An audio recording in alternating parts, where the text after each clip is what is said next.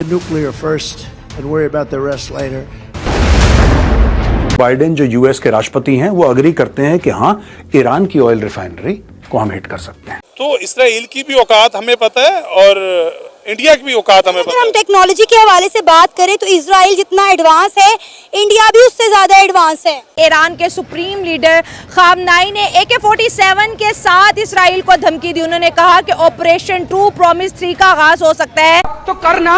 खबर ये निकल कर सामने आई है कि इंडिया सपोर्ट कर रहा है इसराइल को और इंडिया ने अपनी हजारों की तादाद में आर्मी भेज दी है इसराइल के अंदर। What? झूठ पे झूठ बोलती जा रही है, शर्म नहीं आती। अफसोस है कहना पड़ता है कि लानत है इन सारे मिडिल ईस्टर्न्स के ऊपर कि आपके मुसलमान बहन भाई मारे जा रहे हैं और आप करारदाद पास कर रहे हैं। मतलब जो अभी ईरान ने किया ये बहुत छोटा अटैक था, इससे बड़ा अटैक इसराइल पर हो सकता है। इसराइली बर्बरियत का जिक्र करें, आपको बताएं कि इसराइल ने बैरूत पर फिजाई हमले में हिजबुल्लाह के मुतवक्किल सरबराह हाशिम सफीउद्दीन की हलाकत का दावा कर दिया है।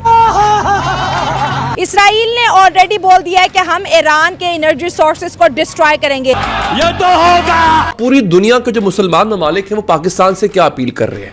वो शाहीन जो मिसाइल है पाकिस्तान का शाहीन 3, उसके हवाले से क्या बात कर रहे हैं कि शाहीन 3 जो है अगर वो हमारे पास हो। सोशल मीडिया इस वक्त भरा हुआ है, अपील की जा रही है कि अगर ईरान अपने बैलिस्टिक मिसाइल का हमला कर सकता है तो पाकिस्तान के पास तो मजीद बेहतर सोफिस्टिकेटेड मिसाइल्स हैं, वो ये काम क्यों नहीं कर सकता है? क्योंकि मैं चूतिया हूँ, मेरा दिमाग चूतिया है। सेमीकंडक्टर, ओए भाई गॉड, सेमीकंडक्टर।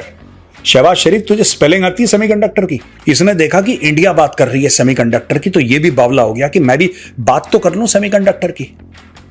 मैं बता रहा हूं, टोटल 25 करोड़ में 15 पाकिस्तानी नहीं होंगे जिनको सेमीकंडक्टर का मतलब पता है। You are right bro. जय हिंद दोस्तों।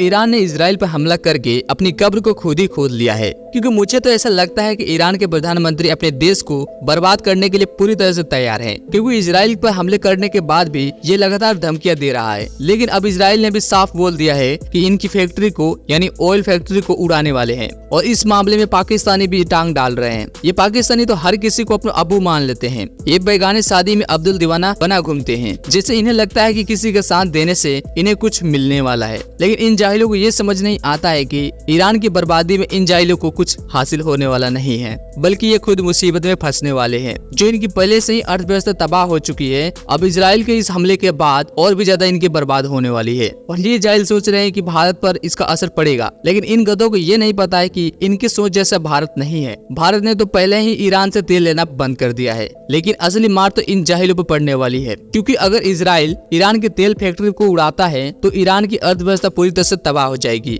और इसका असर पूरी दुनिया पर देखने को मिलेगा, खासकर तेल की कीमतों में। कच्चे तेल के दाम तो अभी से ही बढ़ने शुरू हो गए हैं, लेकिन ये पाकिस्तान के लिए बड़ी मुसीबत पड़ने वाली है, क्योंकि पाकिस्तान में तो तेल पहले से ही महंगा है, इसके बाद और भी ज्यादा महंगा होने वाला है। इनकी कमजोर अर्थव्यवस्था और भी ज्यादा बर्बाद हो जाएगा। चलिए देखते हैं कि पाकिस्तानी क्या कुछ कहते हैं। मेरे ख्याल से मुझे लगता है कि शायद इसराइल की अगर मोसाद के बारे में देखा जाए तो जिस तरह रिसेंट उन्होंने पेजर्स अटैक किए हैं और उन्होंने मखसूस मतलब AI को यूज़ करते हुए उनके मेन बंदों को दूसरी टेरिटरी के अंदर और बंकर के अंदर उड़ाया है। बिल्कुल, उनको पेजर अटैक्स, हालांकि ये सोच भी नहीं सकते कि एक कोई मुल्क अपनी एक तंजीम अपने लिए खुफिया चीज़ मंगवा रहा है, लेकिन उन्होंने इस खुफिया चीज़ के थ्रू ही उनको किल कर दिया। तो मेरा ख्याल है कि ईरान का ये हमला मिडिल ईस्ट के लिए बड़ा गलत साबित हो सकता है, क्योंकि अगर हम देखें तो 1969 में आई थिंक जब इजिप्ट, लेबनान और जॉर्डन ने मिलकर अटैक किया था, तो उस वक्त वो इसराइल का कुछ उखाड़ नहीं सके थे। तो अभी जब वो इतना पावरफुल हो चुका है, उसके पास US भी है, उसके पास मतलब ब्रिटेन भी ने भी रिसेंट जब ईरान ने उसके ऊपर हमला किया तो ब्रिटेन भी ये कह रहा है कि हम ईरान की इस हमले की मज़ामत करते हैं। तो इतनी पावर के बावजूद हमें नहीं लगता कि शायद इस ईरान जो इसराइल को फतेह कर सकता है, और ये मेरे ख्याल से ये ईरान का एक बड़ा गलत है। तो इसराइल की भी औकात हमें पता है और इंडिया की भी औकात हमें पता है। अगर हम टेक्नोलॉजी के हवाले से बात करें तो इसराइल जितना एडवांस है, इंडिया भी उससे ज्यादा एडवांस है। बेशक एडवांस है, लेकिन अल्लाह की मदद है। ईरान के साथ ये कभी भी नहीं हो सकता कि ईरान जो है वो उनसे मार खाए। और अगर ये रहा इंडिया, ये जितनी मर्जी फौजें भेजता रहे, इंडिया बुज़दिल है। ये ना हमारे साथ लड़ सकता, ना इंडिया चाइना के साथ लड़ सकता है। अभी चाइना ने इनका क्या हाल किया था लद्दाख में, याद है आपको? कितने किलोमीटर चला गया था चाइना उनके ज़मीन के अंदर, उनके मुल्क के अंदर चला गया था। अभी तो इंडिया खुद टूटने वाला है, इंडिया क्यों आगे भेज रहा है? आपको ये किसने कह दिया कि इंडिया टूटने वाला है? अभी खालिस्तान जो तहरीक है वो चलने वाली, वो जोर पकड़ रही है। इनको पता ही नहीं है कि क्या इनके साथ होने वाला है। इनके टोटे टोटे होने।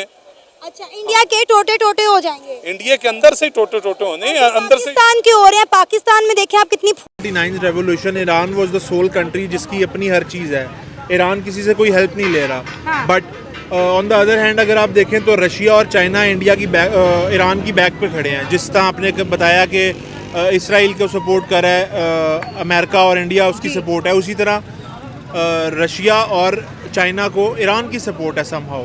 तो सेकेंडली उसके अलावा एक ईरान की सबसे बड़ी अच्छी चीज़ जो है उनका फर्म बिलीफ है बीइंग अ मुस्लिम के हमारे साथ अल्लाह की ताकत है, इक़्तिदार आला है। आपकी बात ठीक है, टेक्नोलॉजिकल ग्राउंड्स पे और इस चीज़ पे इसराइल एज अ वार पे काफ़ी ज़्यादा हमसे आगे है बिकॉज उनको अमेरिकन सपोर्ट है। But we should not neglect the fact that Iran की भी बड़ी पावरफुल इस वक्त कंडीशन है। जो जज्बा होता है वो किसी को भी पस्त नहीं कर सकता। जिसका जज्बा हाई होता है वो ही हर किस्म का मैदान जो है वो मार लेता है। ईरान के पास जज्बा है लेकिन टेक्नोलॉजी में मार खाएगा। अब दोस्तों असली पाकिस्तान की औकात पे आते हैं। पाकिस्तान कहता है कि $200 मिलियन वर्थ ऑफ हलाल मीट अब तुम आए अपनी औकात पे यार, ये तुम्हारी औकात है। जानवरों को मार के उनको एक्सपोर्ट कर देंगे, उनकी बोटी उनकी हड्डी से। दैट्स ओके, आप करो, आपका काम है, कोई दिक्कत नहीं है। भारत भी करता है, भारत भी करता है, अमेरिका भी करता है, हर एक मुल्क करता है, आप भी करो। लेकिन ये पहले झूठ क्यों बोला सेमीकंडक्टर का? क्यों बोला झूठ सेमीकंडक्टर का? भैया जब तुम्हें कबाब बिरयानी बेचनी है तो तुम सेमीकंडक्टर इन चक्करों में मत पड़ो यार। क्यों झूठ बोलते हो अपनी कौम से